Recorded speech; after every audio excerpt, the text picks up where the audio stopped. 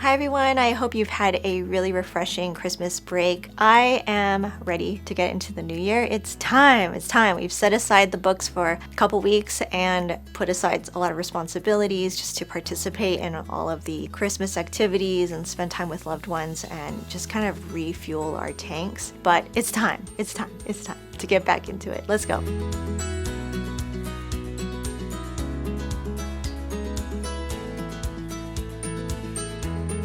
So glad you're here at my channel, Juicebox Homeschool. My name is Trisha and I homeschool 3 kids. They are 3rd grade, 6th grade, and 9th grade this year. We are in our 10th year of homeschooling and I've really been enjoying participating in the Homeschool Show and Tell collaboration each month, almost every month, maybe every month. This month we're talking about planning for the new year and I am going to just show you kind of my scattered brain of what I'm thinking of for this year, at least for the start of this year. And there's a link in the description that will show you all the videos of the homeschool moms participating in this collaboration, hosted by Abby from Rooted in Rest and Jessica from The Wild Dog Way. And I'm excited to check out what other people are doing. I think it really just motivates me to get other ideas and not necessarily like copy everything they're doing, or it might not apply if we have a different age kids or whatever, but it always is inspiring. It gives me some new ideas, if not to tweak some ideas to make them our own. So happy new year to you and your family. Let's turn the camera around and get to it. Alright, so here are the 2 main planners that I work off of. This is my homeschool planner and this is my home planner. This is where a lot of life happens in here and I have not filled it out yet. There's a lot of personal things that would go in here, but I just wanted to give you an idea of what January would look like. This planner is from the Passionate Penny Pincher, a company that I have really appreciated, and there's so many planners on the market, right? This has been the planner that has helped me to stay most productive. I am generally a disciplined person, but I need a plan to follow. And I do appreciate that this planner has kept me accountable and it works like a boss. It bosses me around. So if you don't like having someone give you a task, tell you what to do, this might not be a great fit. But for me, I find that as much as I do on my own and love to, if you look in this planner, I customize it quite a bit and make my schedule how I want it to be. I do appreciate the home tasks that need to be done, but I would never get to or forget about it unless it was in here. So I really appreciate that part of this home planner. So starting 2024 off, I'm excited to get back into this. My 2023 planner has been used so much and I really don't think I would be as productive and efficient without the help of it. So I think it's worth saying that no planner is perfect. There's always going to be some type of alterations, customizations that you need to make for your life. And so that happens for me up here. I don't always check off like when I shower, I just do. There's a couple spots right here where you can add your own. And so I'll do that. Make dinner. So this is supposed to be kind of your morning tasks and this is like your evening tasks. Another thing that I do a little bit differently is they have a Bible plan included with planner. And so here, I don't know if you could see this, but it says Matthew 6, Matthew 7, Matthew 8, Matthew 9. So I'm doing my own. I always have a Bible plan going on. And this year I'm going to be using a study called Behold from the Daily Grace Co. Sorry, that gold foil is like reflective. This is volume 1. There's 4 volumes altogether and it will take you through the New Testament this year. I've been using the Daily Grace Co. Bible studies for this past year and similarly it has kept me really accountable and it's beautiful. These are things that I notice keeps me on track. Visually appealing, designed simplistically, and pretty short. And so each day you would read, it tells you what to read. So I'd read first Matthew 1 and then go through this. The questions, I don't actually write them down though. I'll just read the questions, answer them in my head, and then each day, same thing. Read Matthew 2. So it's very short, but their descriptions, their breakdown and devotions are very helpful to me. So I did their Advent study this past year, and some of the readings in the Bible were very difficult for me to understand, and so I appreciated the way the Daily Grace co-authors break things down and tie things together in a way that I can understand. So I was able to actually highlight correlate some verses and write some notes on the side that I would not have been able to just on my own. So this has been really helpful. So I did pick up the year-long study for the New Testament for 2024, which I'm really excited to get into. So when I read a chapter from here, so let's say I read Matthew 1, did my devotion, then over here where it says Matthew 6, then I would check that off after I'm done. So I just use this as daily Bible study basically, and it doesn't matter what it says, but to me it'll be daily Bible study, and that will be what I check off. So other things it says here: clean mirrors, dust furniture, vacuum couch, vacuum house. And then on Tuesday it says clean out fridge, floors, take out trash, clean microwave and stovetop, and then your Bible study. And each week it'll have in this dark pink color. Let me see if they're always dark. Yes, so each week it will have a deep clean item for the week, so that you're constantly deep cleaning something each week. So this one is deep clean the refrigerator. Next week will be deep clean your freezer,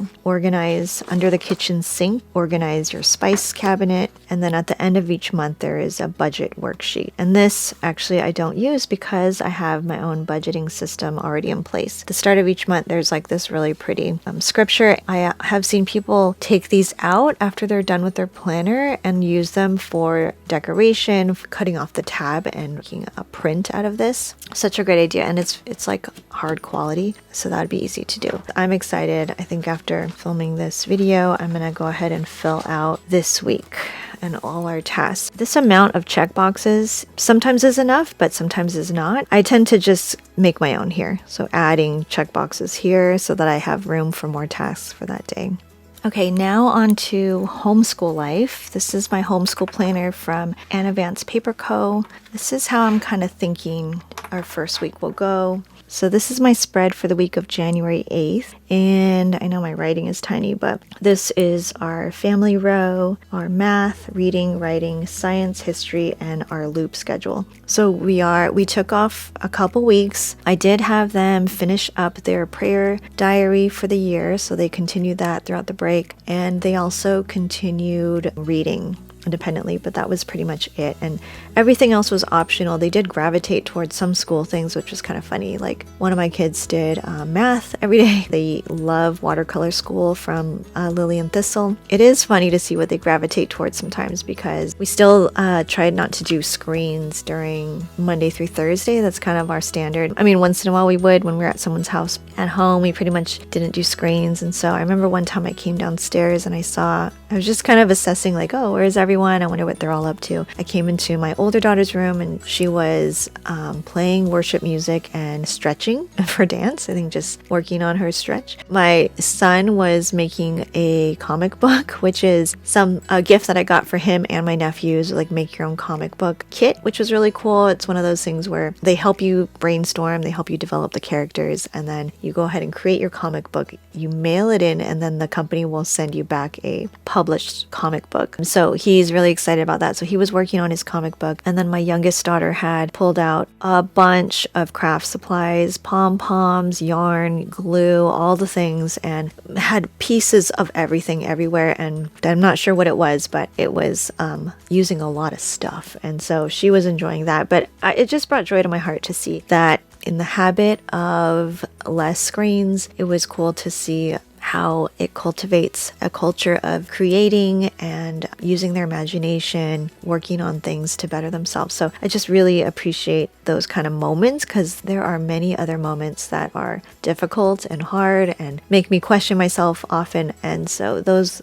kind of moments I just share with you to encourage, because it is not all the time that I get to see things that are rewarding and just bring joy to my heart for this season of motherhood. For the kickoff of our school week, we're going to go pretty heavy on our morning time, bring back all the things. We're still doing a fitness study, the Generous Family curriculum, which I highly recommend you look into. It has been really good for us to just focus on generosity as our habit study. In the past, we would just do like one habit a month, which was great, and I was hesitant. I think I mentioned about doing generosity as our habit for the entire year, but it has been worth it, and the curriculum is very well done. Also, we'll be continuing nutrition, our artist study. With math, my daughter does a geometry class online. That will continue. I'm pretty hands-off with her on that. For my younger two, they alternate between two different math subjects. We do Right Start as our main, we're using Apologia, and they're almost done with that. And I have The Good and the Beautiful that they both really enjoy to do just independently, and so that will be the math I alternate with. The reason I do that is because Right Start Math, if you haven't tried it, it is very teacher intensive. Having the other math is so helpful in giving me a break, but also to practice the skills. Right Start is great with foundational math concepts, but it doesn't offer a whole lot of practice, and so I do feel Apologia offer really great like extra practice and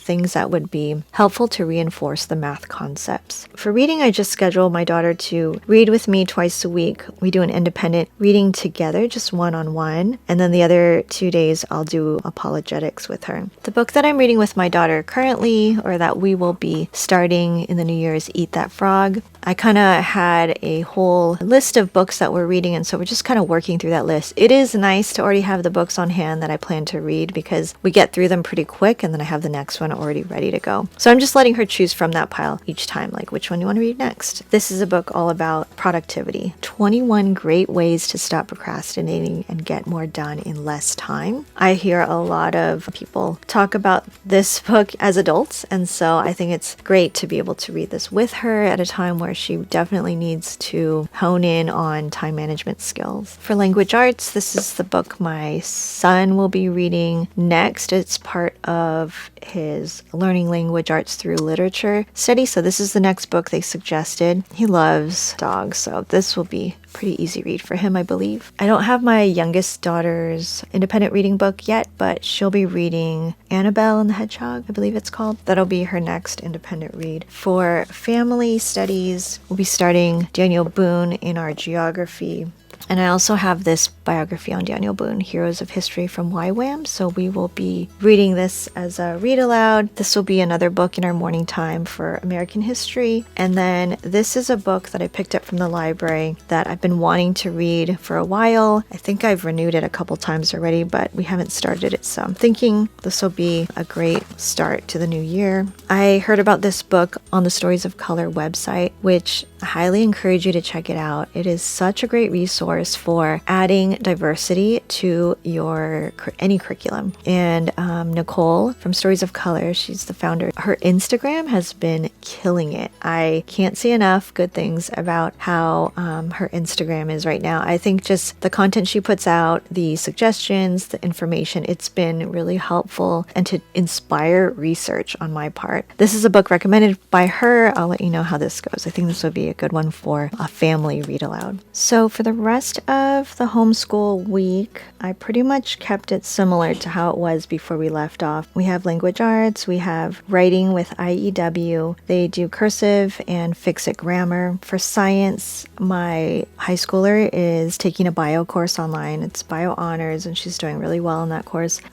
She's on her own pretty much for that. My little ones are doing chemistry with Apologia, and I scheduled it for 3 times a week. We'll see. History and science to me are we'll see. I schedule it usually 2 or 3 times a week for both. Sometimes complete that and sometimes it's less. So that's Monday, Wednesday, Friday. History, I scheduled Monday, Thursday, and Friday with geography as our standing Wednesday appointment. For the loop schedule, I have so much less going on for my daughter. I try not to add much more to her schedule. So the things I find value in is our one-on-one meetings with our read aloud and our apologetics study. So those are 2 things that I have her do each week. She is learning how to play guitar, and so that's something that I'll write down just to check in with her if she wants to. But she's pretty self-motivated in that, and she loves to learn different worship songs that she hears at church. That's something that she pretty much does on her own. And I add watercolor on Tuesdays. That has been harder for her to fit in just because she loves to take her time on that. It's helpful for me to write it down on Tuesdays since that's her lighter day, and I'll just check in with her if she wants to do a watercolor lesson from Lily and Thistle. My younger 2, they alternate. They do foreign language, so I'll do Nature's Art Club, and they finished the Word Up program from Compass Classroom, and they have plenty of things they can work through. So they're doing Yellow Spot Sun. They're both learning piano, and that'll be in the loop schedule as well. We also have a Skillshare membership that they can utilize. A lot of times they will work on stop motion. My son loves video editing and music editing right now, so he'll pick a course on that. My daughter usually will choose something with fine arts, so she'll do a Procreate course or something about like how to make stickers, all those kind of crafty things. And one thing I intended to do at the start of this year, but just it did not happen, is having my kids involved in taking a meal for us. And so everyone's on their own for breakfast, which has been working out great. For meals, I had planned for my older two to make a meal. They're both interested in cooking and have experience in the kitchen. So I wanted them to be more involved in basically just taking a meal once a week that is completely on their own. That is something that we've talked about over the break and is going to start this week. So they've looked up their recipes, given me the ingredients they need if we're missing anything. My job is just make sure they're stocked and ready to go, and they will take the day that's least busy for them that week and take lunch or dinner, whichever they choose. Another thing I'm using this year, I'm excited to use, is this slow cooker recipe box from Passionate Penny Pincher. One thing, I need a slow cooker. We gave ours up the last time we moved. We gave it to my husband's parents, so I need to replace that. So if you have a slow cooker, would you please comment below what type of slow cooker you have and the pros and cons with it, whether you like it or not. I would love to hear both sides of your feedback on it because I'm in the market for one. I intended fully to get one during the Black Friday sales, but I forgot about it, missed it, it passed, and now here I am with recipes, amazing recipes, but no crock pot. So please give me your crock pot, whether you like it or not, and just kind of like pros and cons would be so helpful to me. So that's pretty much where I'm at in looking at the new year. So that's pretty much where I'm at for starting the new year. I share a lot of updates on the daily homeschool life on my Instagram, and I will do another plan with me video just to walk you through how I plan, the thought process behind each square, and I have a lot to share in a term 2 update as a lot of things have already come into play, and I am so grateful to be back to start homeschooling again. Nothing makes me happier than being in this with my kids and having the discipline of a normal school week. So I'm really grateful to kick off this week with my kids, and be sure to check out the playlist down below for more homeschool moms sharing about how they're planning to start 2024. And thank you so much for being here, and I will see you in the next video.